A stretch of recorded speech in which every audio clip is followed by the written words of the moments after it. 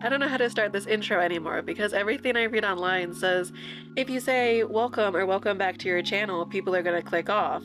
Hi, welcome or welcome back to my channel. My name is Cynthia, and today I just wanted to chat about some of the books that I read in September. Over on my blog, I do a monthly reading recap, and I kind of want to start it as a little bit of a series here as well. I do also just want to make a quick disclaimer that this is just my opinion. And I'm sorry if I sound a little nasally. My nose is doing something else today, and I don't really have the energy to figure out what's going on. But that's really all the housekeeping I have. Again, these are just my opinions. If you agree with me, fantastic. If you don't, then that's okay too. We don't have to agree because there are plenty of books that other people like that I despise. So with that said, let's jump right in. The first book that I read in September was A Multitude of Dreams by Mara Rutherford. And this book is a retelling of Edgar Allan Poe's The Masque of Red Death. And while it stayed pretty true to its retelling aspects, I think there were many other aspects of the book that I didn't really enjoy. And on that statement,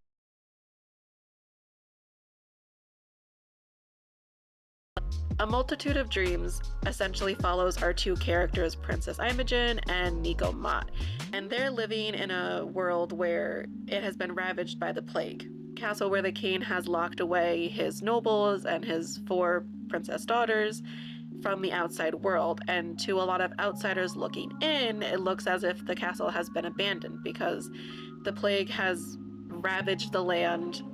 A lot of people have died. There are very few survivors, and who could survive in a boarded up castle where there's supposedly nothing going in and going out? However, Nico Mott works for Lord Crane, who is very sinister. He's also a little bit of a weird character because I don't understand what he is, but staying on track. Nico works for Lord Crane as a gravedigger, and one day Lord Crane sees a candlelight in the tallest tower of the castle, and so he sends Nico and two other boys who work in the estate to go essentially see if there are people living in the castle, and to me that's kind of where our story begins, so I'll leave it there. But I really struggled with this one. I think when you think about the story as a retelling, I think it works fantastically. I think Mara Rutherford really sticks to the retelling aspects of it, and she does borrow a lot from The Masque of Red Death. And this is what I have trouble with.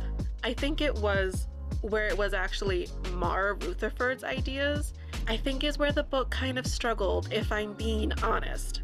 But I really struggled to connect with the characters. Nico and Princess Imogen, who are our 2 main characters, don't meet until I want to say about 30% into the book, which to me feels like a long time in terms of, you know, you have a 300-page book and your main characters aren't meeting until page 100. That's quite a lot of almost dead space, so to speak. But I really struggled to connect with really any of the characters in this book. I felt really bad for Nico, wanted to root for him because he's so wholesome. He just wants to be a doctor. He wants to help people, but it was hard to connect with him. Like I said, Lord Crane was a very weird character because we know that he's not a good guy. We know he's a bad guy. We know he's the antagonist, but I just need someone to tell me, like, were there vampires or were there not vampires? Because I was imagining a certain scene. If you've read this book, you'll know. But I was imagining a certain scene where there were people just biting into other people. This is very weird. I don't know what was going on with that. And a lot of the relationships that were in the book felt forced. So for example, the princesses' relationships with each other are very tense. And I understand why, but I don't know, I struggle because on the one hand, if I were living in a boarded up castle after a plague with my father and sisters where my father was completely mad, I think I'd be pretty tense too. But they were just, like I said, there were a lot of elements that I didn't jive with, there were a lot of characters that I didn't jive with, and The story itself was fine. The pacing felt okay. The world building was a little weird. There were things that didn't always make sense. But this kind of felt like a situation where my expectation was up here and the reality of the story was like here. There wasn't really a middle ground. They weren't really meeting anywhere. And I just felt myself disappointed with this book. I wanted more than the book had to give. Maybe that's the problem. But with that all being said, this book gets 3 stars out of 5 stars. The second book I read was a book that I had been waiting to read for a while. I bought it the day it came out, but I didn't read it until about 2 weeks later, and that book is Foxglove by Adeline Grace. Foxglove is the sequel to Belladonna, also by Adeline Grace. And if you've read my blog, you will know that I love Belladonna. And if you haven't read my blog, because it's still kind of small, which is fair, I'm just gonna put it out there. I loved Belladonna. There is an aspect to the relationship that I don't really like. I do struggle with very big age gaps in relationships. And so, for instance, in ACOTAR, how Rhysand is like 500 years old and Feyre is, I think she's like 19 in A Court of Thorns and Roses is a little weird, but I digress.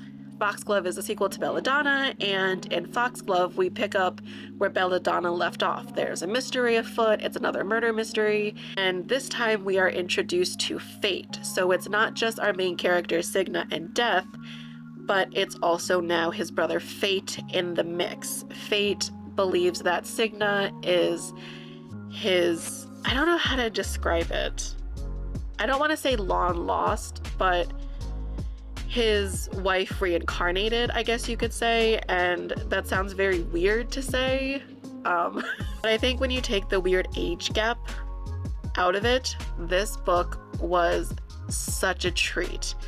We not only got Signa's point of view, but we also got a little bit of Fate's point of view. At times, we got Blythe, Signa's cousin's point of view. The world building in this book also expanded on the world building of the first book, Belladonna. I really loved reading about Signa's parents' estate, Foxglove. In Belladonna, we spent most of our time at Thorngrove, which is where Blythe and her family live. And Foxglove just kind of expands on that world building, and it was honestly so fun. And like I said, this book picks up directly where Belladonna left off on that cliffhanger when Lord Wakefield, I don't know if I should say it, that could spoil the first book, but it picks up from the cliffhanger in Belladonna, and we just get straight into it. And this is something that I really love about Adeline Grace's writing, is that she knows how to hook you. Even in Belladonna, the first few pages of the book just pull you in. You're drawn in. You want to know more. You want to know what's going to happen. And that's something that I really love about Adeline Grace's writing, is that she just has a way of just like intriguing you right off the bat. I'm invested. I've been reading this book for 2 minutes and I'm in. Like, I want to know who did it, how they did it, where they did it, why they did it. I want to know it all.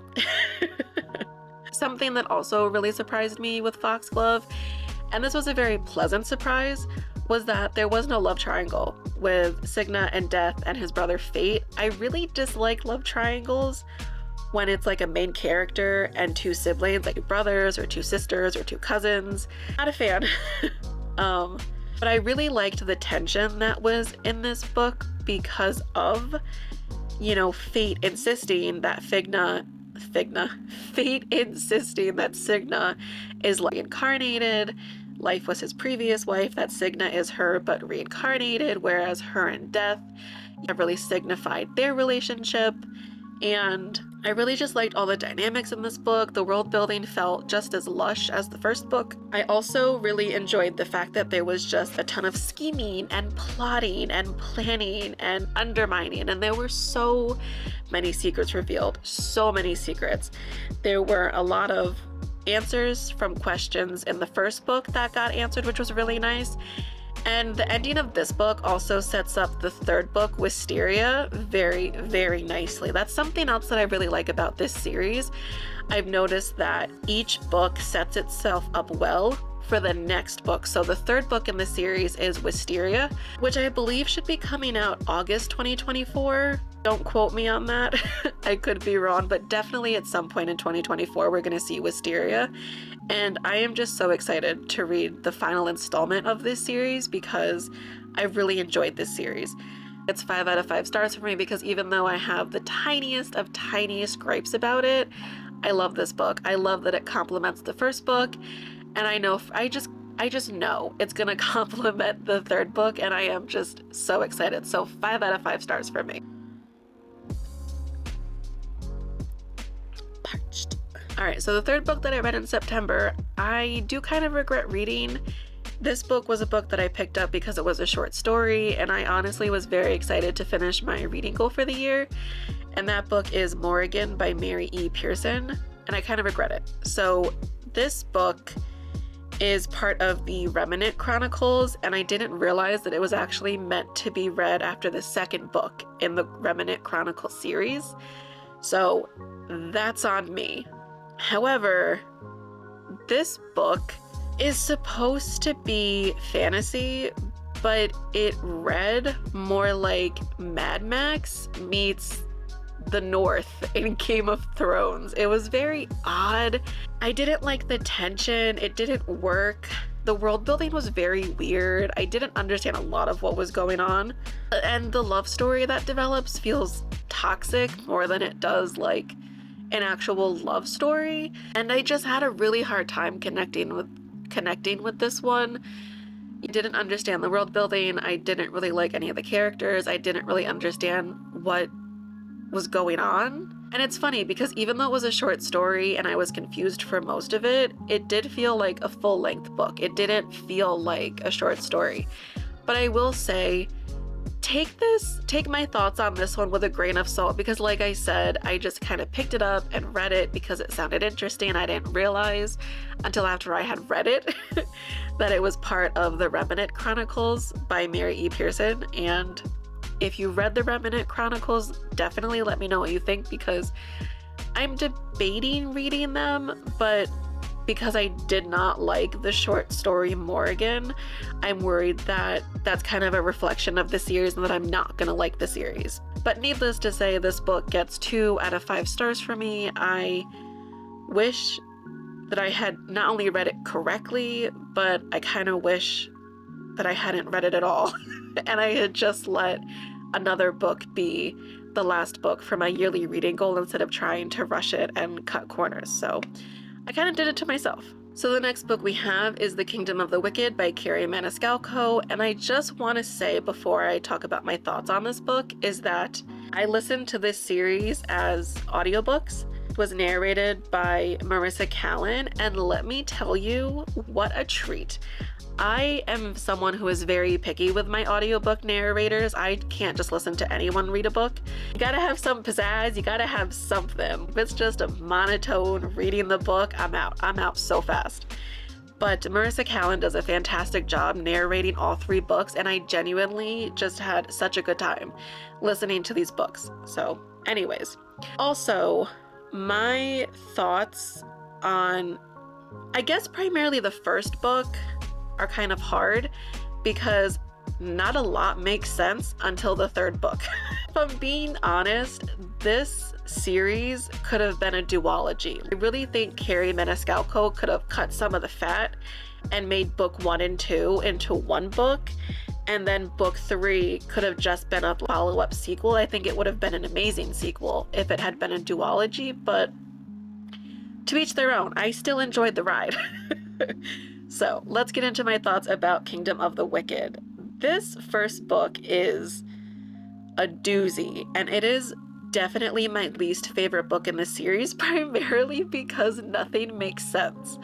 So in this series, we have our main 2 love interests, main characters are Amelia and Wrath. Wrath is one of the 7 princes of hell, and Amelia's twin sister, I'm gonna say Victoria, because Victoria, you have to say it with an accent, and I don't have an accent, so I'm gonna say Victoria. I'm sorry if that's disrespectful.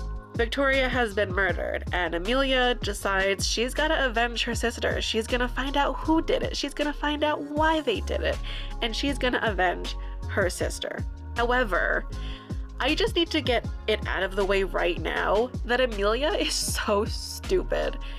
I want to give her credit, but I don't know if I can. She gets all these clues just handed to her. She never really has to think too hard about anything. You know, things just kind of come to her. So I don't know if it's fair to say that she's stupid or Carrie Maniscalco just made it too easy for her. The world building in this book is also very, very weird because we're in Italy, specifically Palermo. What decade it is, what century it is, no idea. I'm assuming when I read this that it wasn't too long ago because Amelia's family owns a restaurant that's fairly popular and there is a lot of talk about food in this book. None of it really gives away a time frame. For example, I don't know the history of Italian food. You know, maybe if I knew when cannolis first became a thing, maybe that would help. But I don't, so it didn't help. And like I mentioned a moment ago about the food, there is so much cooking in this book. There are so many recipes. I know some people didn't like it, but I genuinely enjoyed it. I had so much fun reading about the recipes and the cooking and how kind of the magic plays into that. And it was just so fun for me. I will say half the time I was like, damn, I could really go for some pasta and a cannoli. But where other people didn't like it because they felt like it didn't add much to the story, to me, I really enjoyed it. But I think that's just a personal preference. Something I did really, really love about this book, despite it being my least favorite book in the series, is Wrath. I mean, my God, the man loves cannolis. He's basically a wholesome, sweet little cannoli. He makes a curated closet of dresses and clothes for Amelia, which she doesn't even seem to acknowledge, let alone appreciate. And while he's playing her little game, he's unwittingly falling in love with her, which by the third book, you're just like in a puddle because my God, what a cinnamon roll, or I'm sorry, what a cannoli. And I love him. I love him so much. He's up there with Roman Kit from Divine Rivals and Raven from One Twisted, what is it? And Raven from One Dark Window. He is up there in the book boyfriend sphere. What also pulled me into this book was the kind of murder mystery element surrounding Victoria's death. It's very gruesome. Carrie Maniscalco doesn't go into too much detail in the book, but it does paint a clear enough picture as to what happened to Victoria. So that really did pull me into the book. But I will say, Carrie Maniscalco is a little bit of a catfish because she wrote 3 books with 2 murder mysteries. No one, spoiler, no one was murdered. This book is also very, I don't want to say very young adult, but it's pretty young adult. I would say it is fair to fit it into the young adult category, especially in terms of like spice. There's not a lot of spice. There's some kissing and some kind of dirty thoughts, but there's not a lot of spice in this book. And Carrie Maniscalco herself does say on Goodreads that books 2 and 3 get a lot spicier, and she does not disappoint. I'm pretty sure the 3rd book could be considered basically erotica, which if you're not into that, you're not gonna like it, but I am into that and I ate it up. So with that being said, this book gets 4 stars out of 5 stars from me. I might correct that to a 3.5 out of 5, just because 4 stars still feels really generous for my least favorite book of the series, but we'll figure that out later. For now, it's a solid 4 out of 5. And the last book on the list, which you could probably guess, is Kingdom of the Cursed by Carrie Maniscalco.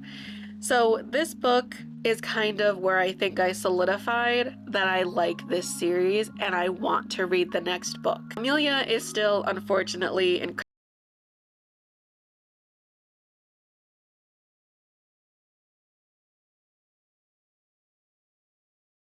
solved Victoria's death, so that is still a major plot line in the 2nd book, which was a little disappointing because I feel like if you're gonna kill off a character who was essentially a main character when the book began, maybe finish it And this is one of my points when I talk about this book, not this book.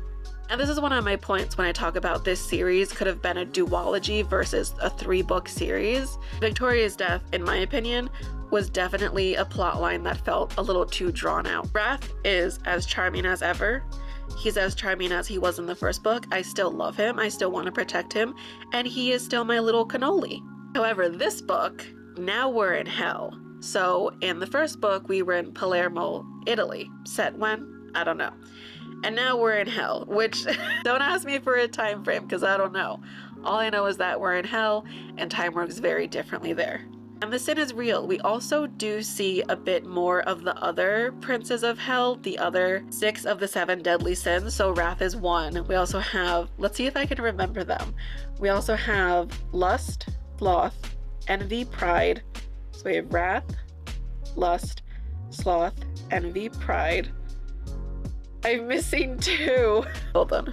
Gluttony and greed. There we go. I forgot gluttony and greed.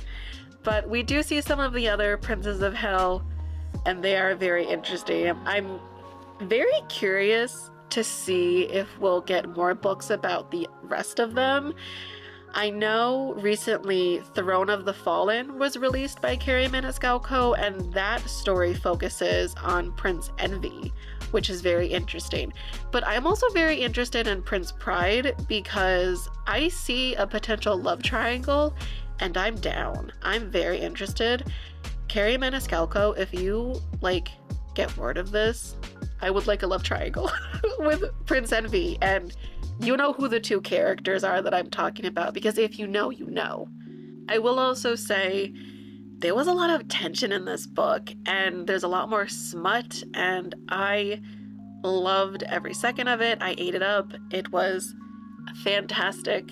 So as I'm sure you can imagine, this book gets 4.5 out of 5 stars for me, which is why I mentioned bringing Kingdom of the Wicked down to 3.5 stars, just because I don't know if I'm gonna give Kingdom of the Feared 5 out of 5. It would be a natural progression since I did really enjoy the series as it went on, but I don't know. This one gets a 4 out of 5. It was a fun ride. I definitely recommend this series. If you're into Italian food, Princes of Hell that are funny, charming, they're pretty hot in my head. And if you like smut, the first book I will say isn't really smutty at all, but the rest of the series, Carrie Maniscalco did us right. Alrighty, so that's what I read in September. I had a pretty good time. I will say, like I mentioned before,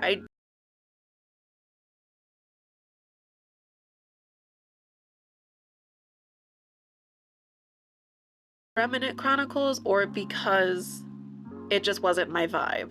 Kingdom of the Wicked series was one that I really enjoyed and I definitely recommend. I also recommend Belladonna and Foxglove, and I recommend A Multitude of Dreams if maybe I don't recommend A Multitude of Dreams. I'm also really excited to go over my October reading recap. So far, I am enjoying everything that I am reading in October. I started off the month by finishing up A Kingdom of the Feared, which was probably my absolute favorite book of the Kingdom of the Wicked series. I'm also currently reading Everkeen by L.J. Andrews, and I also have a hold on Throne of the Fallen by Carrie Maniscalco. So a lot of Carrie Maniscalco this fall, but I'm enjoying it. I'm having a great time, so not too many complaints. I also just wanted to add in a little tidbit that I didn't go over the book synopsis or the book summaries of every book, primarily because I just wanted to talk about my thoughts, but if you find that it's helpful to have a summary of all the books, I will definitely make a note of that and do that in videos going forward. But I appreciate you watching, and if you read any of these books, please definitely comment down below and tell me what you thought of them. I would absolutely love to hear your thoughts. But other than that, I'll see you in the next one. Bye.